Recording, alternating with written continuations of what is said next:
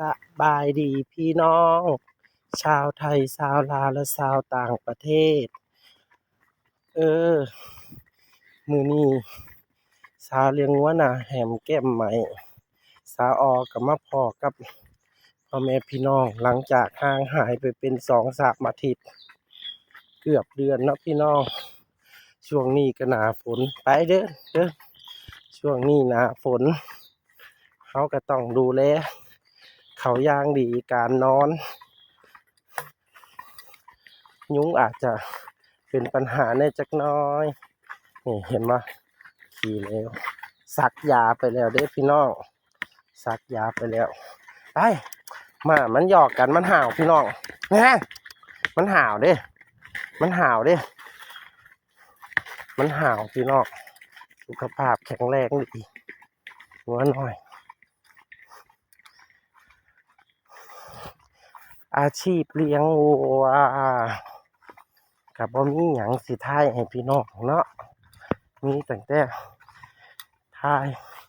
ให้เบิ่งการเลี้ยงงัวน่ะเนาะพี่น้องอาชีพเลี้ยงงัวก็ต้องเลี้ยงงัวอาชีพชาวไร่ชาวนาเนาะทายดำมันมักจกเด้อากาศดีหลายเป็นอาทิตย์2 อาทิตย์3 อาทิตย์แล้วพี่น้องให้มันเป็นจังซี่อย่าแดดร้อนเด้ออากาศย่างดีรถมาแล้วเขากับปล่อยส่วนสิฮอดเนาะพี่น้องมื้อนี้ไปแต่เช้า9 โมงตรงไปเลยไปเลยบนมาเด้อบนพี่น้องเห็ดเริ่มออกแล้วเห็ดก็ได้เห็ดเริ่มออกแล้วเด้อเห็ดนุ่นเห็ดต่างๆหลายๆอย่างฝนตกใส่มันก็จะบ่ค่อยกินดำว่าเอาเด้อสวนเพิ่นเนี่ยฝนตกใส่มันก็สิบ่ค่อยกินปานใดเนาะพี่น้องแต่มันก็สิเดินแน่แต่เฮาก็ต้องค่อยๆลัดหน้าทะลักมันไว้บ่ได้เข้ามาในซ่องหลายมื้อหลายเว้นละ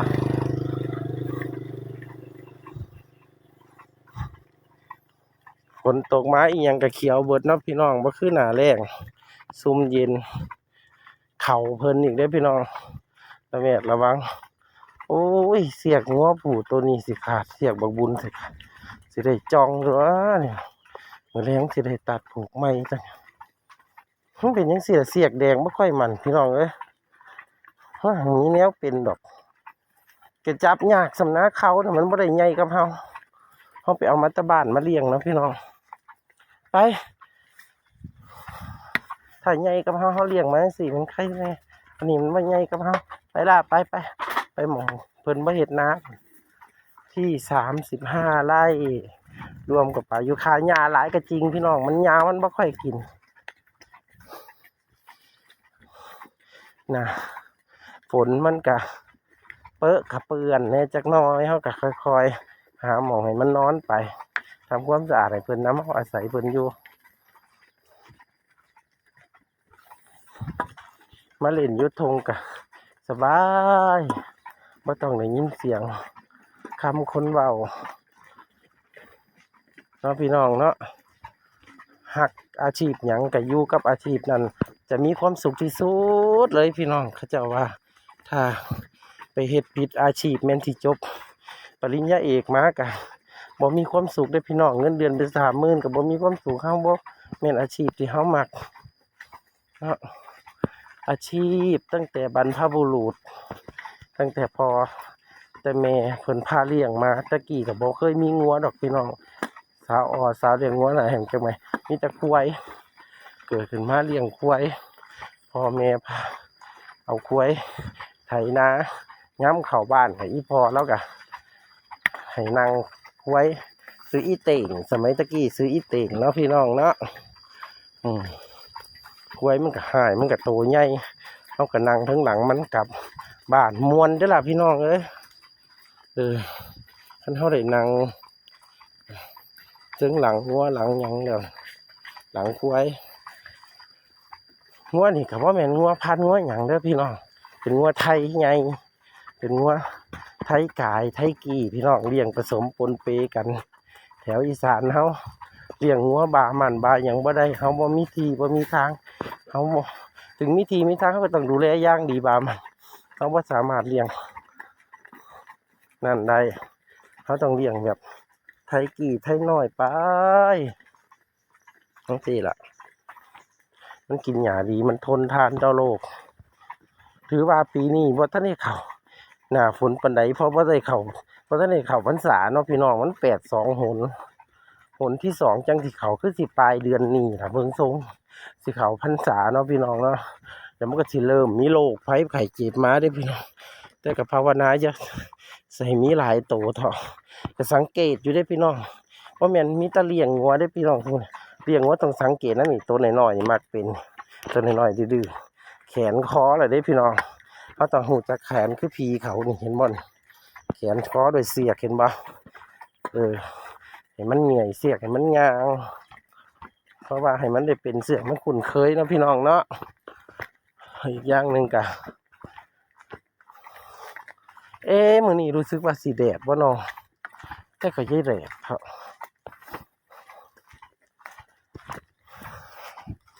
เพิ่นให้อยู่ก็อยู่พี่น้องเอ้ยเพิ่นบ่ให้อยู่ก็ไปเร่ร่อนฟาร์มไปเรื่อยๆไปหาเสาอยู่เสาหยังพุ่นล่ะพี่น้องของใดเพิ่นมีที่สาธารณะ ให้เลี้ยงงัวเลี้ยงหยังไปเรื่อยๆเขากับบ่ได้เลี้ยงหลายโตมันสิยากตัวผูกขายส่วนน้องก็ออกลูกเป็นตัวผูกหรอกวะตัวใดงามก็เรียกไว้นี่ตัวนี้งามพี่น้องตัวนี้ว่าจะเอาแทนบักบุญจะคือบ่ตัวนี้งามแต่มันถึงเป็นสีจำปาพี่น้องมันบ่เป็นสีขาวขึ้นไงสาวเลี้ยงงัวน่ะเห็นแกหมั่งมากสีขาวได้นี่เห็นบ่นี่แม่มันไปเด้อมักโจกเด้ดำนี่ก็เสานมหน่อยได้พี่น้องนี่งามคือกันไปงัวผูทันเซิงไปมีงัวผูอยู่ในคอกง่ายอยู่ไปก็ยังให้ทันกันไปบ่ได้พ่อพี่น้องโดนแล้วโทรศัพท์กับบ่ดีพี่น้องเอ้ยตัวสิหอดกับจังสี่ล่ะปล่อย9 โมงกับบ่ได้อยู่สื่อปล่อย9 โมงกับโอ้ยส่วนสิหอดหมองกินนี่ใกล้หอดแล้วล่ะพี่น้องนี่สุดทางนะแต่ข้างจากตั้งใจกินอยู่ได้เบิ่งบ่ได้เลี้ยงยากปานใดว่าจะมันได้กินเขากล้าเขาแล้วมันฟ้าวย่างคักไปเนี่ยจังสี่ล่ะพี่น้องเอ้ยไปเด้อเป็นไดนอฝนตกบ่นอพี่น้องทั้ง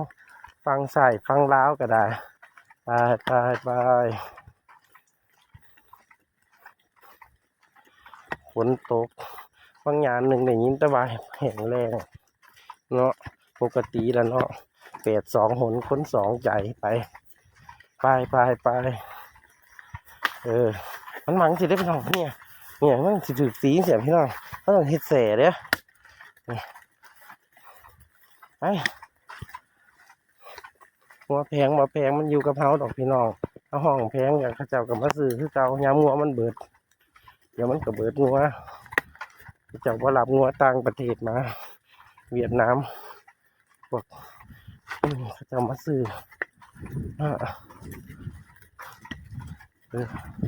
ถึงแล้วพี่น้องถึงแล้วเอาย่างคักนั่นมันจะมีตัวใดขึ้นเรื่อยพี่น้องมันจะมีตัวใดติดสัตว์ภาษาไทยว่ากินเด้อนี่หยานี่กินดีพี่น้องนี่เขาก็จะมาเอาน้ำก็จะกวดกับเสือเพราะว่าเขาเอามาวางไว้ช่วงเขากระเซาเพราะว่าเขามันหนักเด็กพี่น้องน้ำหลายกว่าเอาเพื่อมีตัวแลนน้ำลูกแลนอยู่ในโพรงลูกแลนอยู่ในหูนี่ไปขึ้นมาวันหนึ่งพี่น้องธรรมศาสตร์บ้านเขาเนาะพี่น้องเนาะแต่เขากับว่ามีบ้านอยู่อาศัยเพิ่นอยู่ อย่าไปทำร้ายเขาเลย เรายังไม่มีบ้านอยู่เลย ของถึงไปน้ำห้าฝนตก น้ำ1 ขวดน้องพี่น้องน้ำ1 ขวดนะครับนี่ไงพี่น้องเห็นไหมถึงที่กินแล้ว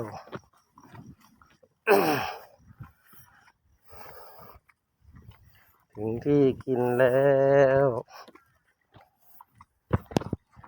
เสียงของเสียงแหบเป็นไข่เป็นไอพี่น้องฝนตกมาแล้วก็ได้เหยียบแก้วทะลุร้องข่าวก็เอ้ยเมื่อวานกินยาแก้อักเสบ2 เม็ดเมื่อวานเนี่ยแรงเห็นว่าก็กินไปเสร็จแล้วพี่น้องอาชีพเลี้ยงวัวนั่นมันอาจจะยางเนี่ยจักน้อยพอฝนตกใส่หญ้าแล้วมันก็เป็นว่ากินเป็นเลียกอยู่เนาะพี่น้องเนาะแต่ว่าก็จะกินบ่ทันบ่ละหญ้าเบิ่งทรงมะลามได้พี่น้องยางน้ำจังซี่เห็นว่าเขาเริ่มมาสร้างบ้านสร้างเฮียนแล้วตะกี้บ่มีบัดนี้เริ่มขยับขยายเอาผลเห็นบ่มันสิยางลงไปโขกไปปลาปู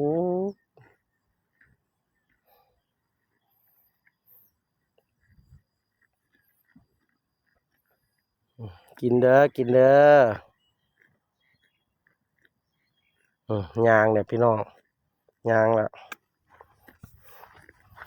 ยางละทั้งบุญอีนั่นยางละอีกอมนี่น้องอีกอมนะพี่น้องน้องอีเตี้ยอีลาวมาจากสปป.ลาวแขวงสวรรณเขตเมืองอาจสะพรเนาะพี่น้องเนาะสาวผู้ไทยเยอะผู้ไทยใหญ่ผู้ไทยละห้าหน้าอามสับบ่พี่น้องสับบ่สาวผู้ไทยงามบ่พี่น้องของเล็บพี่น้องนั่นมันยางพี่น้องเลยมันเหม็นเท่าไหร่เด้ดำไหมดำมันยางเด้อที่ดำมันยางค่ะจ้าได้นะอะโกยย่างบ่เบิ่งเด้นะไปเรื่อยๆเด้อมึงกินง่าเด้อบ่มีหญ้าเกี่ยวพี่น้องเอ้ยบ่มีเกี่ยวหญ้าบ่เป็นตัดหญ้าเครื่องบ่เป็นเกี่ยวเป็นอยู่หญ้าแต่ว่ามันหลายโตมันบ่อิ่มพี่น้องคันส่วนมากคันเกี่ยวให้ก็สิเกี่ยวให้แต่พอตัวใดที่ท้องแก่ใกล้จะออกเดือนที่9เนาะพี่น้องเนาะสาวเลี้ยงวัวหน้าแหมแก่ใหม่เสียจังซั่นแล้วก็แม่ลูกอ่อนเนาะพี่น้องเอาอยู่คอกสัก2-3 วันอารมณ์ดีมากเลยวันนี้แล้วก็บรรยากาศก็ดีพี่น้องจักว่าสิได้เลี้ยงอีกถึงจักปีเพิ่นจะมาเฮ็ดนาเนาะพี่น้องเนาะมันก็กินเด้อฮั่นย่างเด้อฝ้าวกินฝ้าวอิ่มสิเข้าไปนอนพี่น้องปวดแผลแล้วก็เอายามาอยู่ยาพารายาแก้อักเสบพี่น้องน้ำสาก็มีแต่ช่วงนี้น้ำก็บ่อืดน้ำเขื่อนลำปาวเขาก็ปล่อยมาแล้ว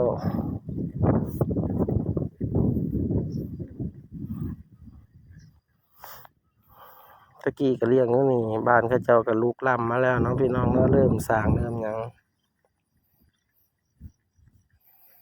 กินยังสิแล้ว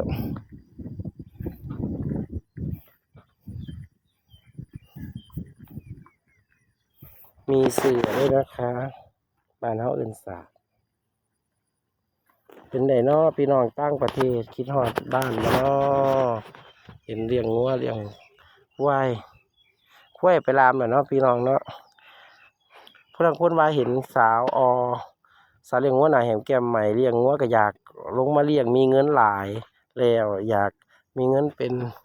ล้าน3 ล้าน4 ล้านกีบแล้วก็อยากลงมาซื้องัวเลี้ยงเนาะพี่น้องเนาะมันก็ดีอยู่เลี้ยงนะแต่ว่าต้องมีความอดทนสูงพี่น้องใจมาก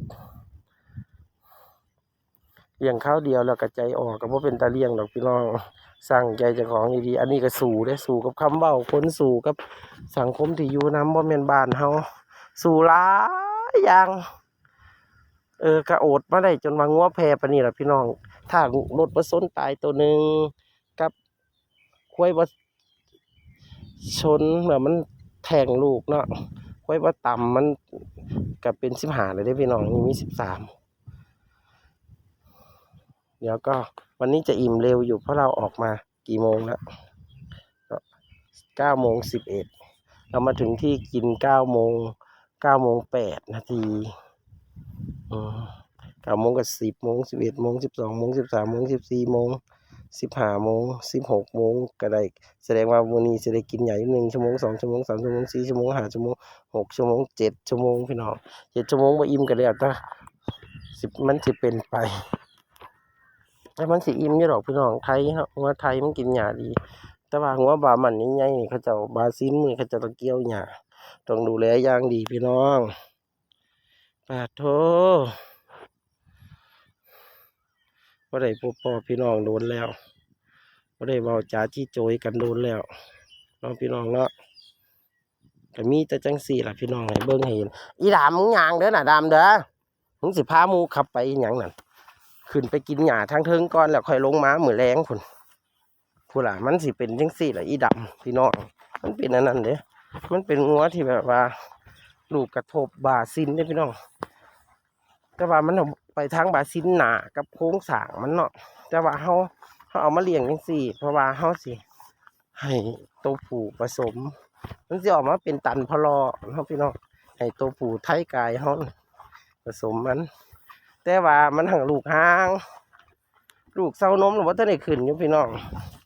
แต่ว่าเป็นประจำเดือนแล้วเด้ตัวผู้ก็ฮึกๆเลยเด้มื้อวานตัวผู้เตาะสาวเปี่ยวใส่แล้วบ้านเฮาเอิ้นว่าเสียกล้วยนั่นล่ะพี่น้อง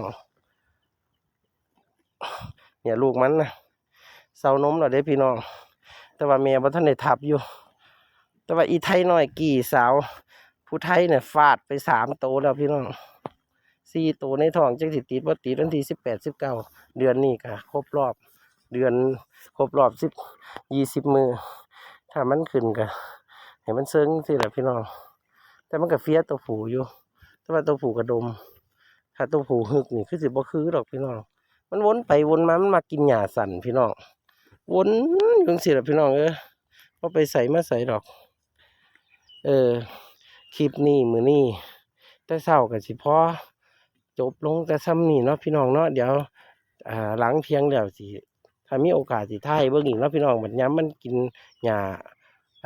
ท้องตึงท้องป่องขึ้นแล้วบ่ได้เป็นทรงนี้เนาะพี่น้องเนาะมันก็สิอ้วน ผู้ลางคนถามว่างัวจะอ้วนบ่อ้วนยามใดยามเที่ยงไปฮอดแลงอ้วนอย่างคัก สำหรับงัวงาแหมแก้มใหม่ก็ขอบคุณขอบใจพี่น้องป้องปายที่มากดไลค์กดแชร์สาวไทยสาวลาวและสาวต่างประเทศเนาะพี่น้องเนาะมื้อนี้ก็ขอขอบใจขอบคุณหลายๆเด้อพี่น้องสบายดี